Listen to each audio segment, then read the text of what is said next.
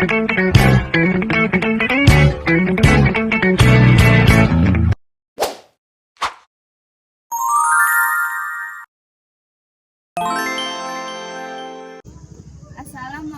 warahmatullahi wabarakatuh.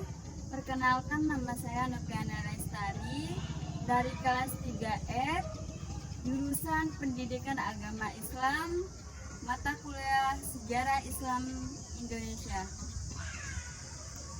Di sini saya akan menyampaikan 3 materi. Materi yang pertama, kondisi umat Islam pada masa penjajahan Belanda. Kebijakan Belanda terhadap umat Islam sejak awal kedatangannya pada akhir abad ke-16 di Indonesia. Belanda senantiasa menghadapi kenyataan bahwa Islam sebagai penghalang untuk menguasai Indonesia secara keseluruhan. Oleh karena itu, Belanda mencoba berusaha mempelajari Islam lebih jauh lagi melalui pendidikan Indologi yang kemudian menetapkan Islam politik yang didasari oleh pemikiran Christian Senokkurgronje. Adapun kebijakan Christian Senokkurgronje yang pertama, memecah belah kekuatan Islam di Indonesia melalui politik Divide et Impera. Yang kedua, mengikis habis pengaruh Islam dengan memajukan kebudayaan Barat. Yang ketiga, menumpas tegas munculnya doktrin politik Islam. Materi yang kedua yaitu pengaruh Belanda terhadap perkembangan agama Islam, sosial pendidikan umat Islam di Indonesia. Pendidikan Islam di Indonesia telah ada sejak kedatangan Islam, namun baru saja mendapat perhatian besar pada masa kejayaan kerajaan-kerajaan Islam di Nusantara. Pada masa itu, kemajuan pendidikan Islam sangat bergantung pada dukungan raja dan sultan yang terbukti dengan banyaknya ilmuwan muslim serta karya-karya klasik yang dihasilkan. Ilmuwan Nusantara juga membangun jaringan ilmiah global dengan pusat-pusat ilmu Islam di dunia. Adapun pengaruh Belanda terhadap perkembangan agama, sosial, pendidikan umat Islam di Indonesia. Yang pertama, pengaruh Belanda terhadap perkembangan agama Islam. Di dalam pengaruh ini ada penguasaan ulama dan aktivitas keagamaan pada masa kolonial, pembatasan perjalanan haji, pembatasan gerakan politik Islam, dan pendirian organisasi Islam sebagai respon. Yang kedua, pengaruh Belanda terhadap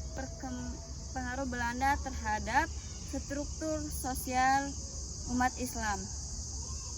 Di dalam pengaruh ini ada stratifikasi sosial kolonial, peran ulama sebagai pemimpin, dan gerakan sosial berbasis Islam. Yang ketiga, pengaruh Belanda terhadap perkembangan agama. Di dalam pengaruh ini ada terbatasnya akses, pengembangan pesantren, modernisasi pendidikan Islam melalui madrasah, dan lahirnya sistem madrasah. Materi yang ketiga yaitu akulturasi Islam dan budaya dalam masyarakat Sasak. Masyarakat Sasak yang berada di Pulau Lombok, Nusa Tenggara Barat memiliki kekayaan budaya yang dipengaruhi oleh agama Islam.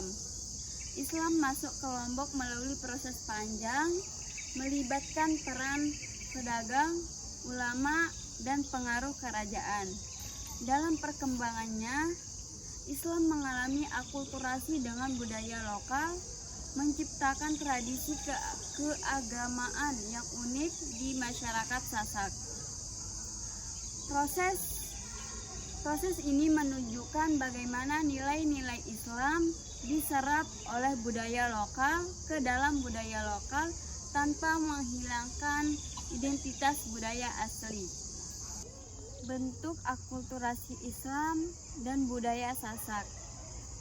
Yang pertama, tradisi wetu telu atau waktu 5. Tradisi ini yang awalnya merupakan bentuk praktik kepercayaan lokal di Lombok Utara.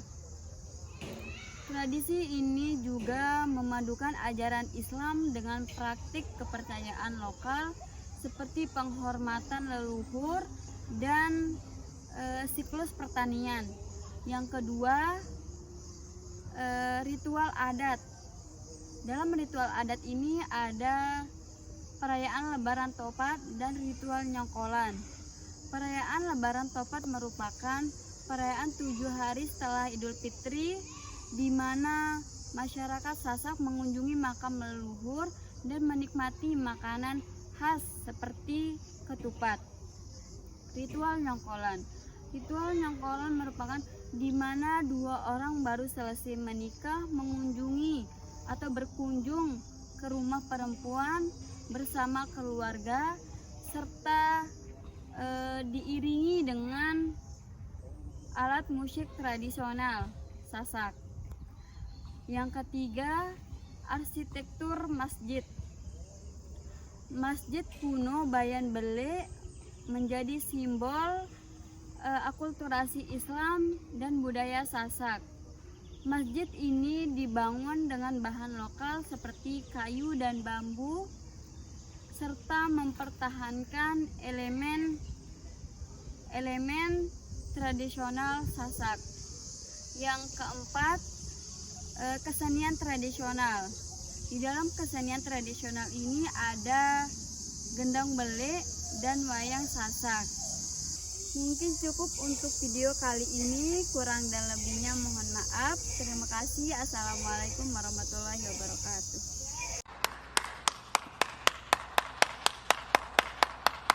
A few moments later.